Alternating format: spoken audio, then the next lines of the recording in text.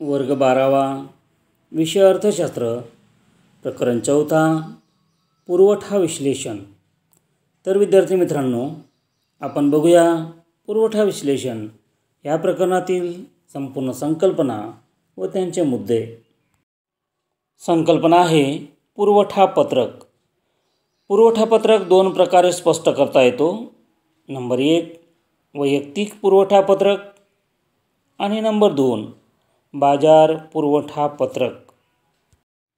संकल्पना आहे पुरवठा निर्धारक घटक। पुरवठा निर्धारक घटक पुढील प्रमाणे स्पष्ट करता येतील।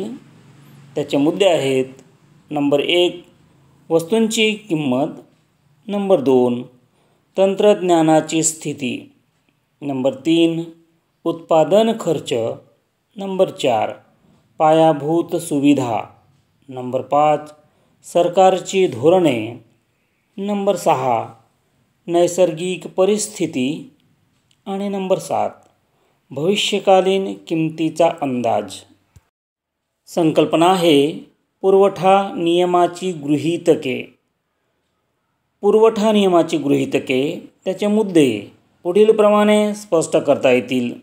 नंबर 1 स्थिर उत्पादन खर्च, नंबर 2 स्थिर उत्पादन तंत्र, नंबर 3 हवामानाच्या स्थितीत बदल नाही, नंबर 4 सरकारी धोरणात बदल नाही, नंबर 5 वाहतूक खर्च स्थिर, नंबर 6 इतर वस्तूंच्या किमती स्थिर आणि नंबर 7 भविष्यकालीन किमतीचा अंदाज नाही। संकल्पना आहे पुरवठा नियमाचे अपवाद। त्याचे मुद्दे आहेत: नंबर 1 श्रमाचा पुरवठा, नंबर 2 कृषी उत्पादने, नंबर 3 रोख रकमेची तीव्र गरज, नंबर 4 नाशवंत वस्तू आणि नंबर 5 दुर्मिळ वस्तू। संकल्पना आहे पुरवठ्यातील विचलन। पुरवठ्यातील विचलन दोन प्रकारे स्पष्ट करता येतो। नंबर 1 पुरवठ्याचा विस्तार आणि नंबर 2 पुरवठ्याचा संकोच। संकल्पना आहे पुरवठ्यातील बदल।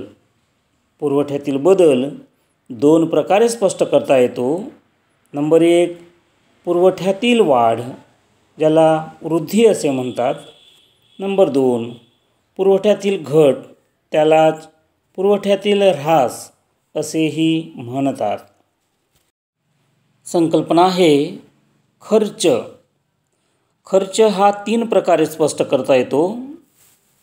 नंबर 1 एकूण खर्च, नंबर 2 सरासरी खर्च आणि नंबर 3 सीमांत खर्च। तर प्राप्ती ही संकल्पना 3 प्रकारे स्पष्ट करता येते: एकूण प्राप्ती, सरासरी प्राप्ती आणि सीमांत प्राप्ती। यानंतरही अशा प्रकारचे माहितीपूर्ण व अभ्यासपूर्ण व्हिडिओ बघण्यासाठी या व्हिडिओला लाईक आणि सबस्क्राईब करावं ही नम्र विनंती। धन्यवाद।